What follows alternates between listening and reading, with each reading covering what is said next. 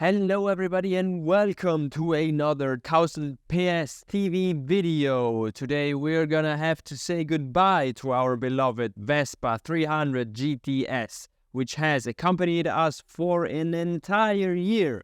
But we are not saying goodbye before 6 of us are gonna give you their opinions on what this Vespa is all about and if you should buy one or if you should avoid one.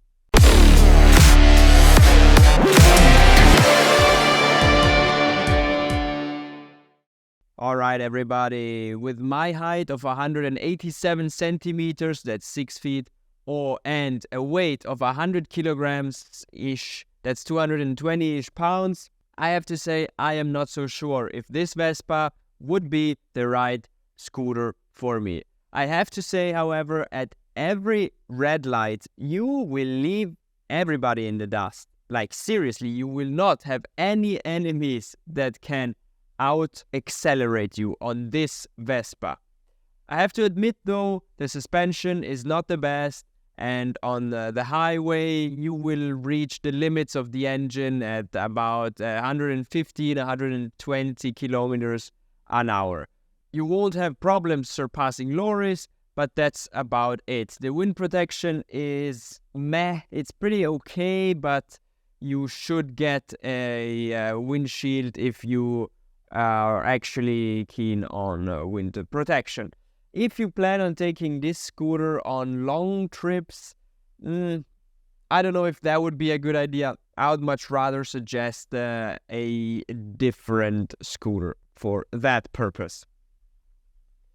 What can you say? What can you say? This scooter, this Vespa, is simply beautiful, absolutely stunning. It is the most sold motorcycle in Austria, and it has been for a long time. I personally have tried all of the Vespa 300s and the 125s, all the GTSs I mean, and made a comparison of them in my own video. I have to say the 12-inch wheels are okay-ish on bad surfaces. On rough surfaces, you will feel that they won't make you feel very secure. Yeah, that's all I'm gonna say. In comparison to bigger scooters with bigger tires and wheels.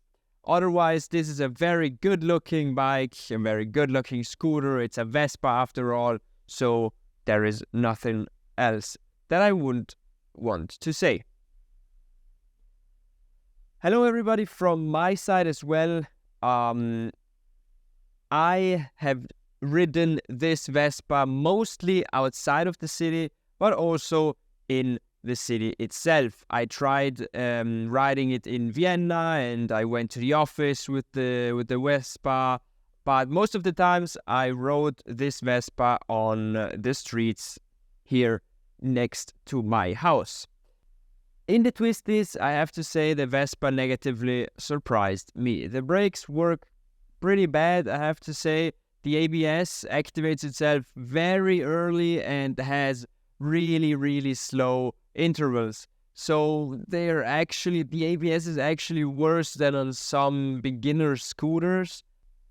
In the city, your lean angle is very limited as well. So it's not only on open roads that you have very limited lean angles. On this Vespa, you touch the tarmac pretty quickly with the center stand, and if you exaggerate for just a tiny second, that could have bad results. So you definitely have to get used to that.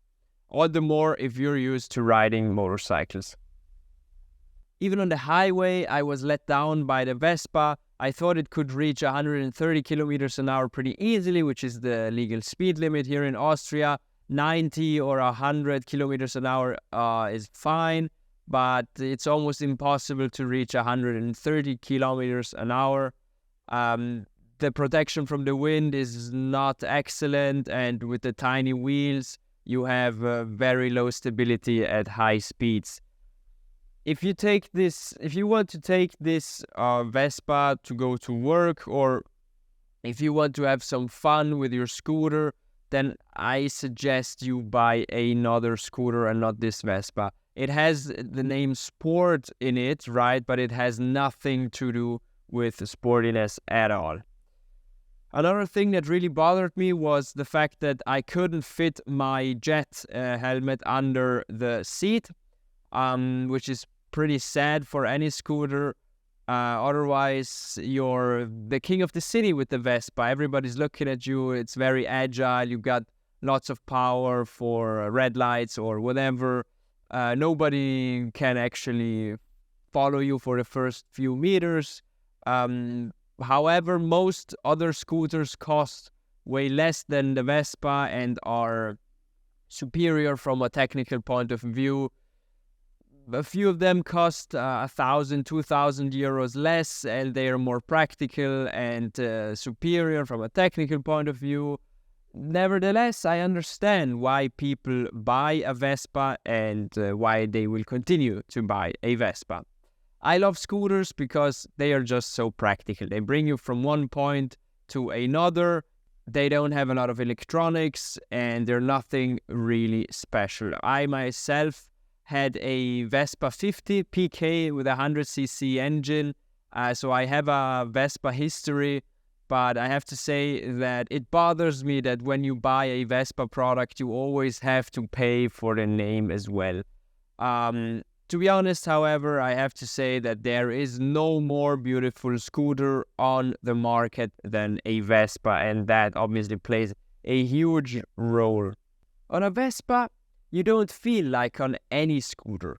You feel the Italian dolce vita and you instantly think of vacations, and it's simply a good-looking scooter. And it's such a good-looking scooter. I have to say it twice because usually I don't really care about the aesthetics of a scooter or a motorcycle, but sitting on a Vespa at a red light, you just sit there and say, wow, what a good-looking scooter. Am I happy to be able to sit on it and to let people eat my dust in a few seconds when the red light turns green. So in conclusion, for less money, there are way better scooters to be bought, definitely from a rational and logical point of view.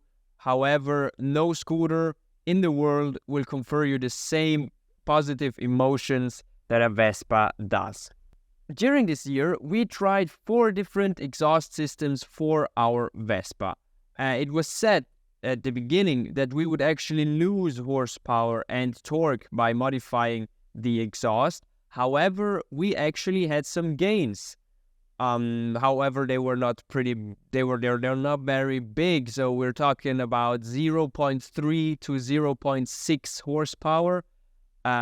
We actually tried the Akrapovic slip-on, the Remus system, the Polini system, and Vespa's own exhaust system. I have 3 winners when it comes to the price. The winner is definitely Polini, which costs you 740 euros for an entire exhaust system, which weighs 2.4 kilos less than the original, and which will increase your horsepower by 0.3. And then the first place for me is the Vespa Sport slip-on. It gives you the most power with 0.58 horsepower and 0.77 Newton meters of torque. However, it costs 1,200 euros. Looks-wise and sound-wise, the best exhaust is the Akrapovic system. However, that is also the most expensive one, with 1,300 euros costing you the entire... Oh no, it's not an entire system, it's just a slip-on. The Vespa loses a lot of power at higher RPMs, at about 90 kilometers an hour. It loses power with the original exhaust. With the other exhausts, however, you can get anywhere from 2 to 3 horsepower more at that RPM. Another thing we did was change the tires. We used tires from Heidenbauer, a German tire manufacturer. The tire's name is K60 RS, and they cost anywhere from 60 to 70 euros for a tire. And I have to say, we definitely noted a big difference when it comes to the grip we had, and the Vespa was way more calm. If I want to impress my wife, then it's useless for me to bring home a 200 horsepower super bike. If I take the Vespa and ride home, and my wife sees me coming home on my Vespa, that's the moment I will impress her the most. Obviously, with this Akrapovic system, she's even more impressed. And even the kids like it. Even the kids say that the only Vespa, the only scooter you can ride and still be cool is a Vespa. So the name Vespa already resonates with my children as well, not only my wife, but also my children. In reality, I have a twofold opinion about the Vespa. I have to say that the feeling for traction and acceleration was great. However, the transmission could have been better. It could have been smoother. The Vespa rides pretty well on beaten up tarmac and in the city as well. It does its job pretty well. Usually, I am a fan of bigger tires. Like a 12-inch tire is pretty small for me. But what I didn't like is the buttons. The buttons are pretty flimsy. I would have expected a more elegant approach to them, as this is an Italian product, right? I have a premium product in front of me, or at least I think I have a premium product in front of me, and then I have these flimsy buttons. If you want to ride 20 to 30 kilometers, or if you need to ride 20 to 30 kilometers on the highway, then I would not suggest you get a Vespa. You don't have too much space under your seat, but that's probably due to a compromise they had to make. Like the bike, the Vespa is pretty small. It's not very long, and it's a very good looking. It's a very handsome scooter. So they probably had to compromise there. However, it bothers me that I can't fit any helmet underneath the seat. It doesn't matter how small they are, I couldn't manage to fit them. However, all of that is forgotten once you sit down and you just enjoy your life on the Vespa. This is something that the Vespa is great at. You sit on it and you just start enjoying life so much more. I don't know why, but it's simply the Vespa that does it. And another thing I have to admit sadly, is that it invites you to ride it without any gear, any protection. It whispers to me saying, "Don't worry, you're safe with me. Life is so easy, and don't worry. Simply be happy. Just don't worry and be happy." That is what Vespa stands for, in my opinion, and what she does to me. This is something that I feel with Harleys as well, but a bit less. And I'm sure you get me. I'm sure you get this feeling. You just sit on it and you enjoy life. You look around. You're so free of everything. You're just free of problems, and it's a great feeling. It's a great feeling. It brings you this Vespa brings you perfectly from one point to another, while completely enjoying your life, and the Vespa does it simply too well. Even if I'm usually a very pragmatic dude who looks at fact sheets and bases his opinion on data, I have to say that the success of the Vespa cannot be described in tire dimensions or in the flimsiness of the buttons or anything in this sense. Hello, everybody. Hi. The Vespa was the perfect city scooter for me. It brought me rapidly from A to B and helped me to evade all types of congestions. And the office in summer. And the office in summer, I have to say. What bothered me was that the center stand touched the ground pretty quickly. I often skidded with the Vespa, even even if I didn't ride it in a particularly fast way, I just twist the throttle and it started skidding. So that's another thing I wasn't all too sure about. Even when just grabbing some lunch, just going out grabbing some lunch, sitting on a Vespa, going on the throttle, bam, and oh, skidding. All right. Another thing I want to criticize is the build quality. I would have expected it to be better. At one point, I lost my rear indicator. I don't know what happened. Actually, nothing happened, and I just simply lost it. Otherwise, the foot bags are very good looking and of high quality material. However, they are positioned exactly where I put my feet when I'm at a red light. So otherwise, your cargo space is pretty limited.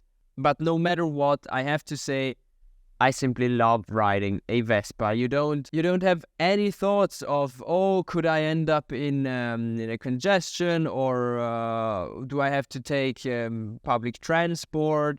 And even my wife likes it. My wife, usually she stays far away from all of the motorcycles I bring home. But when I brought my Vespa, she even asked if we wanted to go on a short ride. So a rational and a logical buyer would probably stay away from the Vespa and choose another product. However, if you want a very stylish scooter, then I think the Vespa is the only choice you have. Well, guys, now you've heard it. 6 people and their opinion about the Vespa. Now, I want to ask you, have you ever ridden a Vespa? Do you have a Vespa? And what do you think about the Vespa? Let me know in the comments what you want to say. Don't forget to like and subscribe the video. I'll see you in the next one. Thanks.